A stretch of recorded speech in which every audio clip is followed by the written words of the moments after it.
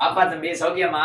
பாப்பா பள்ளிவாசல் போயிருக்காப்ல, தம்பி காலேஜ் போயிருக்காப்ல, 2 பேரும் சௌக்கியம் தான். சரிப்பா தம்பி. அதோடு என்ன பிரச்சனை? காலையில பால் காட்டுற பிரச்சனை, வரும்போது பொட்டாட்டிய பிரச்சனை, இங்க ஆட்டோ காட்டுற பிரச்சனை, எல்லாமே பிரச்சனை தாங்க. காலங்காத்தாலே வந்து ஓ மிஷின்ல என்ன பிரச்சனைன்னு சொல்லு. அது கேட்டா வீட்டுல உள்ள பஞ்சாயத்துல ஏன்ட்ட வந்து சொல்லிக்கிட்டு இருக்க. ஊசி வாங்கலான்னு வந்தேனே. என்னப்பா உடம்பு முடியலையா? இது தையல் மிஷின் இல்லப்பா. 3 கடை தள்ளி இப்போ மெடிக்கல் ஷாப் இருக்காங்க.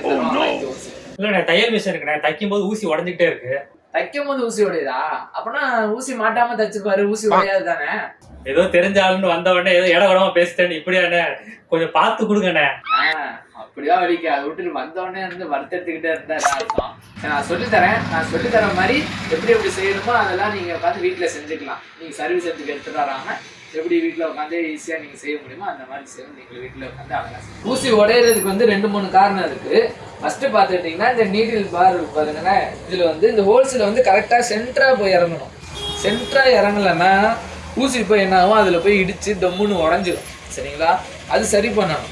அது சரி பண்ண என்ன பண்ணுறதுன்னா, இந்த இதுதான் நீடில் பிளேட்டுன்னு சொல்லுவாங்க. டி ஷேப்பில் இருக்கும் இது. அது வந்து கொஞ்சம் தட்டி கொஞ்சம் சரி பண்ணலாம், நம்மளே சரி பண்ணலாம்.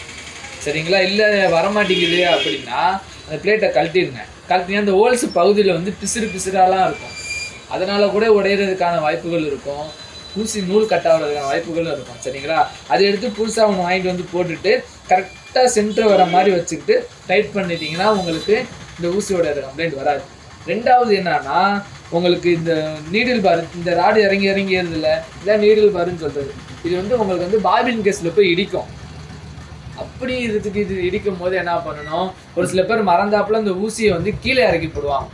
கீழே இறக்கி போகிறனால தான் இந்த பாபின் கேஸில் போய் இடிச்சு ஊசி உடஞ்சிக்கிட்டே இருக்கும். அந்த மாதிரி செய்யாமல் ஊசியை எவ்வளோக்கு எவ்வளோ மேலே ஃபுல்லாக ஏற்ற முடியுமா ஏற்றி அதுக்கப்புறம் நீங்கள் ஓட்டினீங்கன்னா உங்களுக்கு அந்த ஊசியோட பிரச்சனை வராது. அதுக்கப்புறம் வருதுன்னா மட்டும் சொல்லுங்கள். உங்களுக்கு என்ன சொல்யூஷனோ அதை நான் உங்களுக்கு சொல்லித்தரேன். அதே மாதிரி பார்த்தீங்கன்னா வேற ஒரு காரணம் என்னன்னா, உங்களுக்கு வந்து மிஷின் வந்து ஃபஸ்ட்டு டைட்டாக இருக்கான்னு பாருங்கள்.